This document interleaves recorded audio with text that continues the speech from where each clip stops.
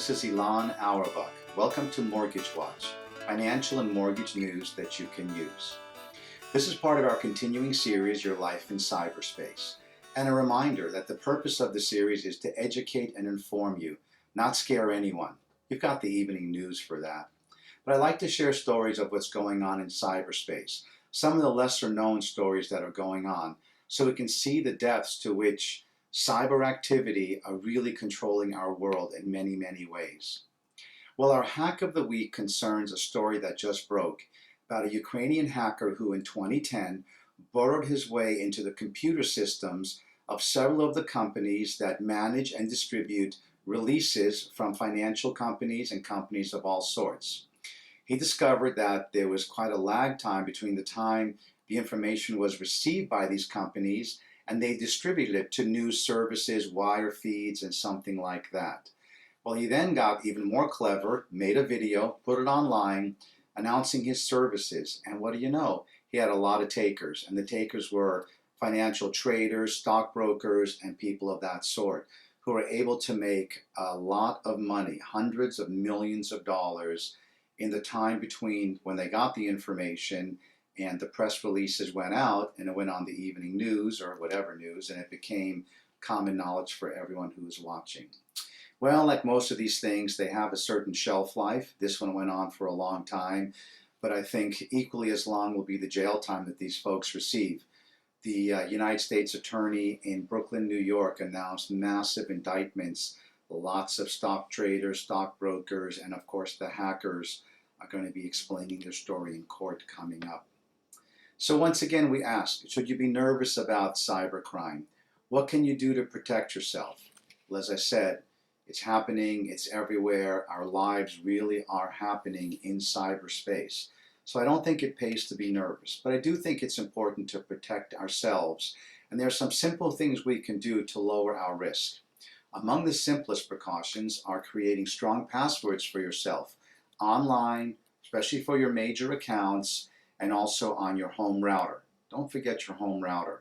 These are places that attackers, hackers can get in and get information on you. As we know, there have been attacks at gas stations, gas pumps with credit cards, and ATMs and so on. You are typically saved and you are protected from any fraudulent credit card use, so no use getting real stressed about that.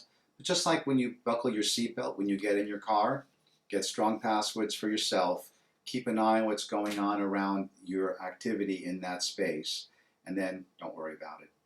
Speaking of passwords, everybody's trying to figure out what the password is to knowing when the Federal Reserve will actually start increasing our interest rates.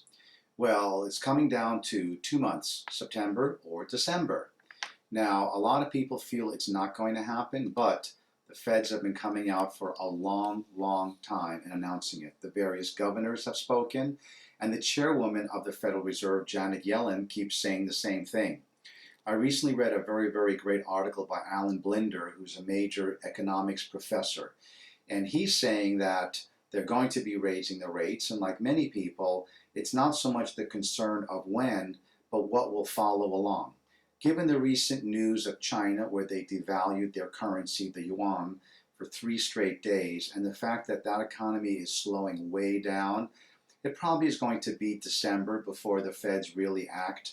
There's still a lot of fluff out there, and we're not really super robust. But the reminder for everyone is, watch what's going on with your mortgages, especially home equity lines of credit. There are many people who got home equity lines 5 and 10 years ago, and some of those lines have 5 and 10-year repayment periods. That means that after that, 5 and 10-year usage periods. After that period of time, you'll go into your repayment period, and that may be as short as 10 years or more likely 20 years. The result could be a doubling of your payment on your HELOC. If you can afford that, great. If you can, it's a good idea to take a look at what that means. It may make sense to redo your HELOC along with your existing first. But whatever it is, see if you can pull out the note to your HELOC, understand what's going to happen to it and when, and what you can do to take action to protect yourself and your family. I recently completed a refinance for some clients, and reading over their HELOC documents, I recognized that they were actually coming due next spring. That means next spring, the entire $100,000 line was due and payable. Not the kind of news you want to get one morning when you open up your mail or your emails. So reminder again, get with your financial advisor, your mortgage personality, and see what you can do. Speaking of what we can do, it's a reminder for myself and for all of you. It's summertime. It's the good old summertime. Let's be sure and have some fun this week. Let's have some unique, relaxing activities that we'll be able to share around the digital water cooler next week. Thanks a lot. This is Ilan Awerbuch with Mortgage Watch.